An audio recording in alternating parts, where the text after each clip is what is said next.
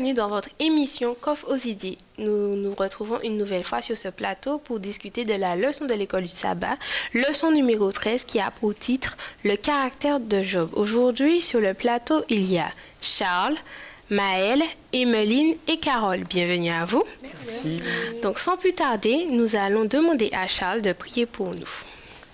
Seigneur Dieu, nous voulons placer ce moment de discussion sous l'aide de ton Saint-Esprit.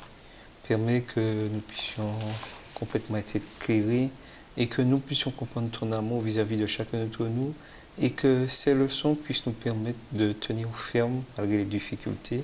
T'avons prié ton Fils et pour ta gloire. Amen. Amen. Prenons notre verset à mémoriser qui se trouve dans Jacques 2, verset 22. Jacques 2, verset 22. Tu vois que la foi agissait avec ses œuvres et que par les œuvres, la foi fut rendue parfaite. Alors, j'ai une question.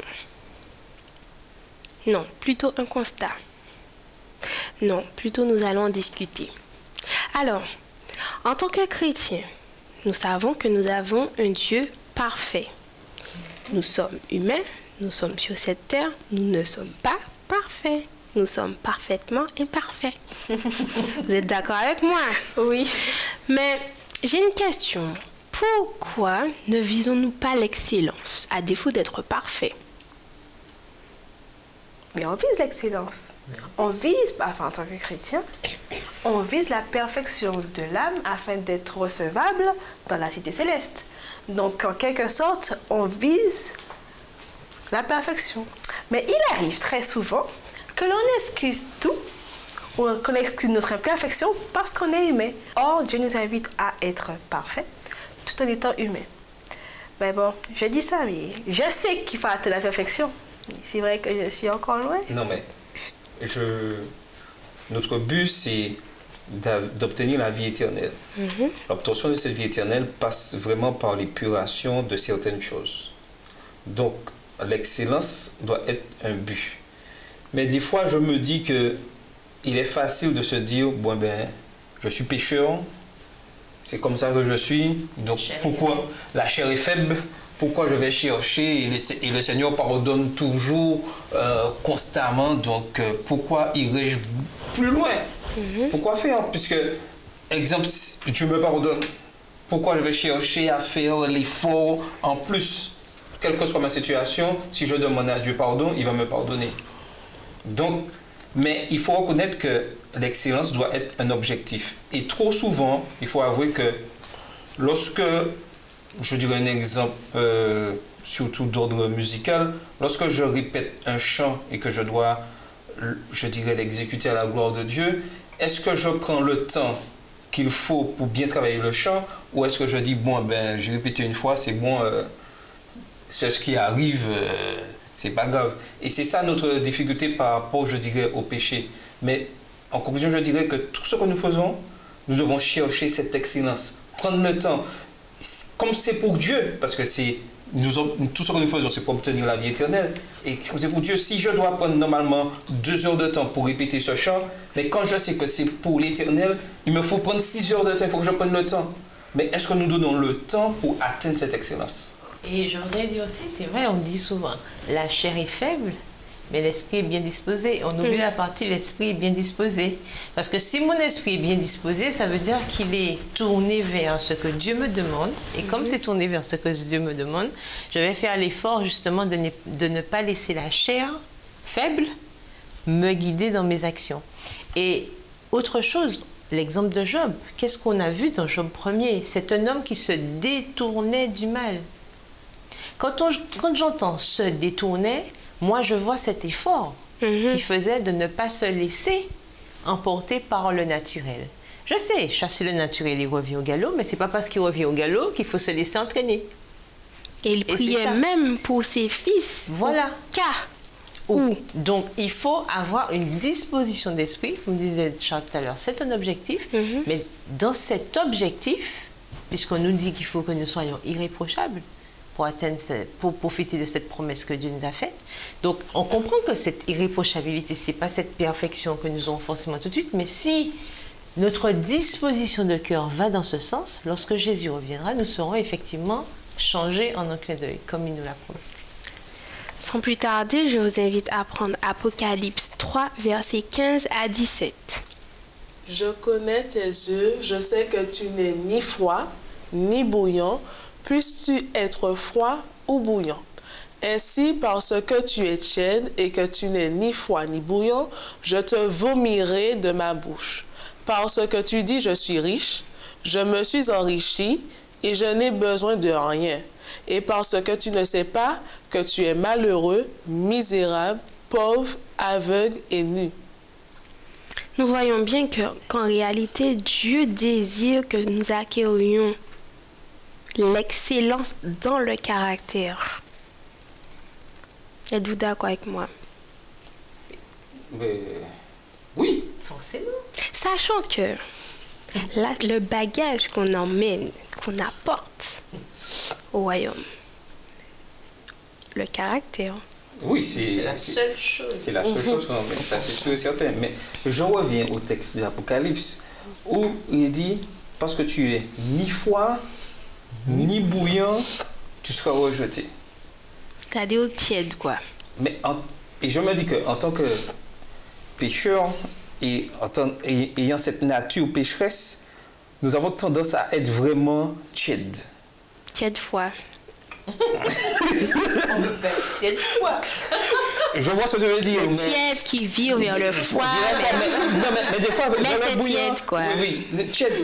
C'est-à-dire que on sent qu'on veut faire la chose. On sent cette énergie. Nous avons, je dirais, quelqu'un de tiède, c'est quelqu'un qui parle beaucoup, qui n'agit pas. Et qu'en action, on ne voit jamais rien arriver. Ou qui fait le strict minimum de l'action. Et c'est ça, être tiède. Et être tiède, c'est ne pas avoir ce caractère que Dieu désire. C'est-à-dire, je ne sais pas où je suis entre les deux. Je veux fâcher personne, je veux être bien avec Dieu, mais en même temps, je veux être bien avec Satan. Puisque et c'est ça. Mais c'est ça, être tiède, oui ou non? C'est ça, être tiède, c'est-à-dire ne pas savoir exactement, de ne pas prendre de décision. Et ce mot-là est très important parce que ça me rappelle le film Wow. Est-ce que vous l'avez vu? Ah oui, c'est vrai, ça me rappelle cet épisode, tu as raison, puisque quand elle va rencontrer la petite mamie qui veut vendre sa maison, et elle lui propose un café, et donc elle accepte, mais quand elle revient avec le café, elle goûte, donc elles ont chacune leur tasse, elle goûte et elle voit que le café est tiède, quoi. Donc ça n'a pas bon goût. Et elle lui demande, est-ce que vous avez l'habitude de boire votre café tiède? Puisque la dame, en fait, c'est un petit peu pédagogique ce service. Parce qu'elle avait expliqué auparavant à cette dame que bon, oui, elle allait à l'église de temps en temps, qu'elle étudiait la Bible de temps en temps, donc c'était toujours de temps en temps. Donc, en fait, et quand elle lui pose la question, est-ce qu'elle a l'habitude de boire son café tiède? La dame lui précise, non, ma tasse, elle est bien chaude, mon café est bien chaud. Et elle a voulu lui montrer une leçon, parce que la relation avec Dieu, c'est pareil, on ne doit pas être tiède avec Dieu. C'est soit on est chaud, soit on est bouillant. On est froid. Bouillant. Chaud bouillant ou... Et c'est pourquoi il y a cette expression, ne pas avoir un pied dans l'eau, un pied dans le feu. C'est soit on met les deux pieds dans l'eau, soit on met les deux pieds dans le feu. D'ailleurs, c'est soit le bien ou le mal. Il n'y a pas de milieu. Bien mal, il n'y a pas a pas de milieu. Et c'est ce problème souvent que nous avons en tant qu'être humain, c'est de croire qu'il y a un milieu. Il n'y a pas de milieu.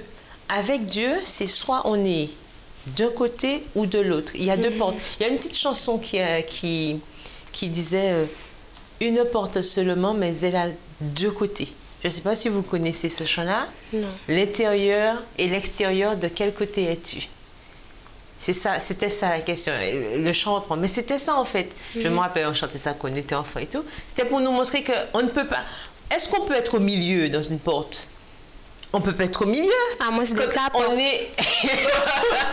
c'est pas possible. C'est soit on est à l'extérieur, soit on est à l'intérieur. On ne peut pas rester au milieu. Et c'est pareil avec Dieu. Il n'y a pas de milieu. Donc, on peut pas être un petit peu... Et Jésus même le disait, nul ne peut servir deux maîtres. Ou il haïra l'un et servira l'autre, mais on ne peut pas. Donc, il faut choisir. Et avec Dieu, c'est ça. Et Job, il avait fait son choix. Il faut savoir prendre position. Voilà. D'ailleurs, chaque jour, nous voyons que le tissu de l'excellence est abîmé, que ce soit collectivement ou individuellement. D'ailleurs, je vais vous évoquer 2 dimensions. Donc, les 2 dimensions qui nous permettent justement de maintenir ce caractère, on va dire, d'excellence. Donc, la première dimension évoque notre relation avec Dieu, relation qui est d'ailleurs primordiale dans notre vie. Et en deuxième, notre relation avec nos frères et nos sœurs chrétiens. Nous voyons que ils font partie de notre entourage, ils font partie de nos tests, de nos épreuves, afin d'affermir notre foi. Et cela demeure important dans notre cheminement personnel. Nous voyons aussi que notre objectif est de rester en harmonie avec les instructions divines consignées par la Bible. Et j'ajouterais même, on va plus loin, notre relation avec nos frères et sœurs chrétiens et non chrétiens, c'est-à-dire tout court avec notre prochain. Voilà. C'est important parce que non plus je ne peux pas avoir une dimension de oui, j'ai une relation avec Dieu, tout ça, et puis mon voisin, je ne lui parle pas, je suis toujours en train d'invectiver l'autre, voilà. Je suis dans ma voiture, on ne me reconnaît même pas, parce que bon, la chrétienté, on l'a mis à côté. Enfin, je veux dire, il y a des exemples comme ça, au travail. Au travail, je ne travaille pas forcément avec des frères et sœurs. Donc, en fait, dans tout ce qu'on fait, on doit refléter justement cette relation. On doit voir la différence. Et souvent, le problème, c'est qu'on n'aime pas être différent. Et je trouve ça tellement dommage parce que à l'origine même, le fait d'être chrétien, le fait d'accepter ce contrat, on accepte d'être différent. Le problème, c'est qu'on veut souvent adapter le contrat à nous. Or, c'est impossible puisque naturellement, c'est pas bon. Donc, si on a accepté ce contrat, c'est pour être différent. Et nous devons accepter cette différence. Et pour revenir à ce qu'on disait de la relation avec les autres, notre relation avec Dieu. Lorsque je suis en relation avec Dieu, automatiquement, je suis en relation avec les autres et je suis en bonne relation avec les autres. Et ça se fait naturellement. Et pour revenir à l'excellence du caractère, n'oublions pas, nous avons été créés à l'image de Dieu. Et c'est parce que nous avons perdu, en péchant le caractère divin, que nous sommes dans cette recherche de la perfection et de l'excellence, que nous sommes dans cette recherche de dynamique, de retrouver notre caractère d'origine pour entrer dans la cité céleste que Dieu a préparée pour nous. Donc, si on comprend bien les choses, il nous est demandé d'avoir ce caractère pur et parfait, sachant que Dieu est parfait. Je suis saint, car je suis saint. Tout à fait. Et si nous disons saint, nous devons être vraiment des éléments pratiques dans ce monde. Déjà, premièrement, chez nous, dans notre foyer. Très important. Dans notre foyer. Ensuite, à l'église et ensuite, dans le monde. Le problème aujourd'hui, il faut l'avouer que nous avons certaines difficultés à fonctionner comme Dieu le souhaite. Et c'est pour ça que j'ai bien aimé quand tu parlais d'excellence. Le plus souvent, des fois, au foyer, 0 pointé. À l'église, very good. Et dans le monde, mi figue mi raisin. Il faut avouer. Et c'est vrai que là, en premier, nous devons travailler, avoir ce caractère, c'est au niveau de foyer, c'est-à-dire ceux qui nous sont proches, c'est-à-dire tous les jours. Et c'est tous les jours déjà avec soit mon conjoint, mes parents, mes frères et sœurs, je commence à avoir cette relation comme Dieu le souhaite. Ainsi de suite, cela va se répertorier au sein de l'Église et ensuite dans la société. Mais des fois, nous voulons faire l'inverse. Nous voulons commencer à faire à l'Église, c'est-à-dire là où on nous voit, tout le monde me voit, donc il faut bien que je paraisse sanctifié. Mais dans mon foyer, je suis comment? Dans mon travail, je suis comment? Et Dieu nous demande d'être pareil partout, d'être constant. Et c'est là, je dirais, que nous devons être excellents. Mais à savoir, il y a quelque chose, comme nous le voyons, Job avait ce caractère, mais il faut savoir aussi qu'il y a, je ne dirais pas le revers de la médaille, oui, on pourrait dire ça, c'est-à-dire que comme nous sommes dans une situation de controverse, le malin, nous serons toujours attaqués pour pouvoir mettre en doute notre excellence. Et quel que soit l'endroit, ça c'est sûr et certain. Mais si j'ai compris que je sers Dieu et que c'est lui qui est parfait, rien ne me déstabilisera et me permettra de garder toujours les yeux fixés et être toujours excellent dans tout ce que je fais. En effet, mais sans plus tarder, nous allons évoquer les qualités de Job, en prenant d'ailleurs Job 1, versets 1 à 8. Job 1, les versets 1 à 8. Il y avait dans le pays d'Ud un homme qui s'appelait Job. Et cet homme était intègre et droit. Il craignait Dieu et se détournait du mal. Il lui naquit 7 fils et 3 filles. Il possédait 7000 brebis, 3000 chameaux, 500 paires de bœufs, 500 ânesses et un très grand nombre de serviteurs. Et cet homme était le plus considérable de tous les fils de l'Orient. Ses fils allaient les uns chez les autres et donnaient tour à tour un festin, et ils invitaient leurs 3 sœurs à manger et à boire avec eux. Et quand les jours de festin étaient passés, Job appelait et sanctifiait ses fils, puis il se levait de bon matin et offrait pour chacun d'eux un holocauste. Car Job disait, « Peut-être mes fils ont-ils péché et ont-ils offensé Dieu dans leur cœur ?» C'est ainsi que Job avait coutume d'agir. Or, les fils de Dieu vinrent un jour se présenter devant l'Éternel, et Satan vint aussi au milieu d'eux. L'Éternel dit à Satan, « D'où viens-tu » Et Satan répondit à l'Éternel, « De parcourir la terre et de m'y promener. » L'Éternel dit à Satan, « As-tu remarqué mon serviteur Job?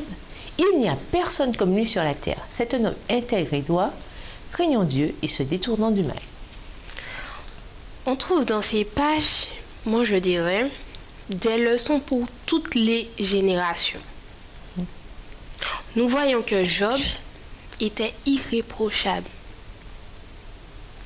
par rapport à son comportement et à sa relation avec Dieu. Mais aussi, il était irréprochable face à son échec moral, je dirais. Mais le caractère de Job nous aide-t-il justement à acquérir ce caractère irréprochable? Je dirais oui. Mais je prendrai l'exemple de Job là, quand il intercédait pour ses fils. Je me dis, sommes-nous prêts à intercéder pour nos proches, pour ceux qui nous entourent, et surtout, je dirais, prêts à intercéder pour ceux que nous fréquentons au sein de l'Église, auxquels des personnes qui, je dirais, ne nous rendent pas en quelque sorte l'appareil. Et dans cet exemple de Job, je dirais que c'est ce que Dieu nous demande. C'est-à-dire que, comme il disait, priez même pour vos ennemis. C'est-à-dire que nous devons intercéder pour tout le monde. Nous n'avons pas à choisir si cette personne est comme ça, si elle est comme ça. Nous sommes appelés à être, entre guillemets, et c'est ce que je veux dire, des souverains sacrificateurs vis-à-vis des autres. Parce que c'est ce que Job faisait par rapport à ses enfants. Il était en gros le souverain sacrificateur. À être souverain sacrificateur, c'est-à-dire prêt à pardonner à l'autre et prêt à intercéder pour que Dieu pardonne à l'autre, même si l'autre ne sait pas qu'il a commis un péché. Est-ce que vous voyez jusqu'où ça va? C'est-à-dire que si mon frère me parle mal, je suis prêt à demander à Dieu de lui pardonner parce qu'il ne sait pas ce qu'il fait, parce qu'il s'est laissé entraîner par le péché. Et c'est ce caractère, cette excellence que nous devons rechercher. Et si nous allons tous dans ce sens, nous allons pour la vie éternelle, mais nos relations vis-à-vis de nos frères et sœurs, nos relations au niveau de le lien familial changeraient. Parce que je sais que Dieu intercède et Dieu pardonne cette personne qui, je dirais, me fait du mal et qui ne m'a pas encore demandé, qui ne m'a pas demandé pardon. Et qui ne sait même pas peut-être qu'il fait le mal. Et je voulais dire aussi qu'il y a 3 mots très importants dans les qualités de Job. Le mot intègre, droit et craignant Dieu. Est-ce que nous, on craint réellement Dieu? Qu'est-ce que craint réellement Dieu? D'ailleurs, Job, au sein de sa collectivité, pratiquait certains mots que j'ai exposés pour vous. Nous voyons que la confiance, satisfaction, la communion et l'assurance sont là les caractéristiques les plus importantes auxquelles chaque enfant de Dieu doit aspirer. Alors, pour répondre à ce qu'Émile disait, parce qu'elle disait effectivement c'est quoi craindre Dieu. Mais craindre Dieu, c'est le respecter. c'est pas avoir peur de lui, c'est pas la crainte dans le sens d'avoir peur, de trembler, mais c'est une crainte, en fait, c'est vraiment dans le respect.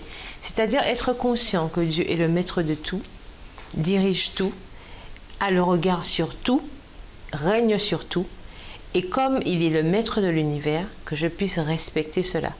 C'est-à-dire ne pas me mettre au même niveau que Dieu, ne pas faire cette erreur justement que Lucifer a fait, de ne pas craindre Dieu. Parce que s'il craignait Dieu, on ne serait pas là aujourd'hui. Donc, la crainte de Dieu, en fait, c'est ce respect de sa parole. Et si on respecte Dieu aussi, on va respecter l'autre. Puisque Jésus même, il disait, chaque fois que vous l'avez fait à l'un de ces plus petits de mes frères, c'est à moi que vous l'avez fait. Et c'est pareil pour nous. Donc, comme on disait tout à l'heure, la relation avec Dieu, oui, elle est verticale, mais elle est aussi horizontale avec les autres. Et si je crains Dieu, je vais forcément respecter ces autres créatures. Oui, mais je suis d'accord avec ce que tu dis. Et je rebondirai sur le mot assurance. Des fois, lorsque nous sommes remplis d'assurance, nous savons ce que Dieu a fait pour nous, nous agissons vis-à-vis des autres avec amour. Certaines personnes prennent ça pour de la prétention. Oui ou non? Ça arrive. Exact. La prétention, c'est-à-dire que je suis sûr. Mais si je suis sûr que Dieu m'a pardonné, il faut bien que ça se voit. Oui ou non? Ah, mais par contre, on ne va pas chercher à ce que ça se voit. Ça va se voir tout seul. Ça se voit tout seul. Mais des fois, mon assurance gêne l'autre et prend ça pour de la prétention puisque je sais que je suis sauvé. Tout le monde dit, ah oui, mais c'est comme je suis prétentieux. C'est ce qui arrive à Job. de dire qu'il n'était pas responsable qu'il était innocent. Qu'il était innocent de ce qui arrivait. C'est ça. Donc, dans tout ce que nous vivons avec Dieu, nous serons forcément incompris. Enfin, forcément, mais nous serons parfois incompris et c'est pas pour autant que... On doit se remettre en question. Et puis, c'est vrai que des fois, oui, il faut se remettre en question et d'autres fois, pas du tout. On a eu justement l'exemple de Job pour ça. Jusqu'au bout, on l'a turlupiné, on l'a embêté. Oui, c'est vrai, tu as fait quelque chose. Oui, c'est toi qui... Non, jusqu'au bout, Job a dit, non, je suis innocent. Non, je n'ai rien fait. Il a gardé son assurance jusqu'au bout. Et c'est ça c'est-à-dire que si on est... Parce qu'on parle d'assurance. Si j'ai cette assurance, c'est parce que j'ai une relation constante avec Dieu. Et c'est parce que je sais, je connais mon Dieu, je me connais, je connais Dieu. Donc, comme je connais Dieu, forcément, j'ai une assurance qui va avec. Et si j'ai l'assurance qui va avec, n'importe qui peut venir me dire n'importe quoi. Si je sais que je suis dans la droiture, je ne vais pas bouger. Je vais faire comme le roseau. Il y aura du vent, je vais plier, mais je ne vais pas casser. Et c'est ça que Dieu nous demande, parce qu'on aura des tempêtes. Il y aura toujours des gens pour venir nous faire quoi? Oui, c'est de la prétention, de l'arrogance, c'est ceci et cela. Mais parfois aussi, c'est parce que leur relation n'est pas si nette que ça avec Dieu. Et forcément, on se retrouve, je m'excuse, ils se retrouvent parfois face à une espèce de miroir. Et forcément, comme le miroir ne correspond pas à ce qu'ils ont envie de voir, ils disent, c'est facile d'accuser le miroir. Non, mais pour compléter, c'est comme, je prends un exemple, il y a un pianiste, il joue très bien, là, et puis moi je suis moins fort et j'aime pas son style parce que je trouve qu'il bouge trop, qu'on le voit, je dis mais il est prétentieux quand il joue, tout ça, tandis que le problème c'est pas tellement qu'il soit prétentieux, c'est-à-dire que je suis juste jaloux. Parce que moi, je ne travaille pas. Parce que je ne travaille pas comme lui, et lui, il est de ça. Et c'est ce qui nous arrive le plus souvent.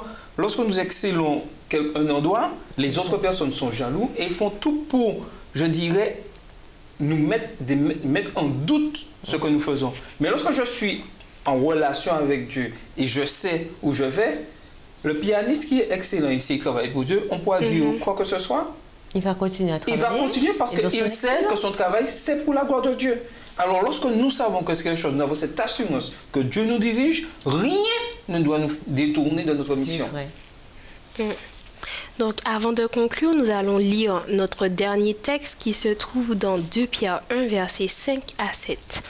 À cause de cela même, faites tous vos efforts pour joindre à votre foi la vertu, à la vertu la science, à la science la tempérance, à la tempérance la patience, À la patience, la piété. À la piété, l'amour fraternel. À l'amour fraternel, la charité. Est-ce que vous auriez d'autres caractères à ajouter à ce verset? Tout est dit. Ah oui. Et moi, j'aime bien la fin. Hein. L'amour fraternel, la charité. Et lorsque j'ai ceci comme élément en moi, et mon objectif, c'est ça, c'est sûr et certain que malgré les difficultés, je passerai cette épreuve avec l'aide de Dieu parce que je sais que l'amour remporte tout. Mais je ne sais pas si on a bien fait attention. Faites tous vos efforts. Ça veut dire que il ne s'agit pas simplement de rester là, de prier machin et de dire « Oh Seigneur, fais ton travail ». Non, il faut que je me mette, à disposition de ce changement. Parce que quand on me dit « Faites tous vos efforts », ça veut dire que j'ai ma part à faire. Il faut que je me mette justement à la disposition de cet esprit de Dieu pour qu'il puisse me changer. Et remarquez, dernière chose, que dans le texte n'apparaît jamais je calomnie, je suis jaloux. Il n'y a aucun élément négatif. C'est-à-dire que tous ces éléments négatifs du péché doivent disparaître. Et on ne devrait plus avoir, et c'est là l'excellence, nous ne devrions plus avoir dans nos communautés des paroles inutiles, des mots déplacés, de la jalousie, puisque nous avons tous un but, c'est d'obtenir la vie éternelle. Nous devons encourager nos frères et sœurs, les exhorter, s'ils font quelque chose de mal, les aider à s'en sortir, mais être toujours des points d'encouragement. Un frère fait telle chose, je dois l'encourager. Et nous devons tous travailler ensemble malgré nos différences. Et c'est là ce que Dieu nous demande, et d'avoir ce caractère. Parce qu'à la fin, Job n'a pas rejeté ses amis. Au contraire. Au contraire. D'ailleurs, nous voyons aussi que la conservation de notre identité chrétienne demande du courage. Donc, j'ai quelques éléments clés pour vous aider en fait, des outils, je dirais. Il faut que nous prenions conscience que nous sommes une race choisie de Dieu. Nous appartenons à Dieu. Nous sommes saints. Et nous sommes un sacerdoce royal. Tous ces outils vous permettront à conserver notre identité. Nous avons bien vu qu'au sein de cette leçon, la confiance, la satisfaction, la communion et l'assurance sont les caractéristiques les plus importantes auxquelles chaque enfant de Dieu doit aspirer. Il n'est pas toujours facile de mettre notre confiance en Dieu lorsque des épreuves s'abattent sur nous. Quand nous souffrons, nous devons parfois faire preuve d'une grande foi pour saisir sa main. En dépit des tentatives de Satan de l'éloigner de Dieu, Job resta fidèle au Créateur. Chers téléspectateurs et amis ici présents sur le plateau, je vous invite à prendre Job comme exemple. C'était votre émission Coffre aux idées sur Espérance TV.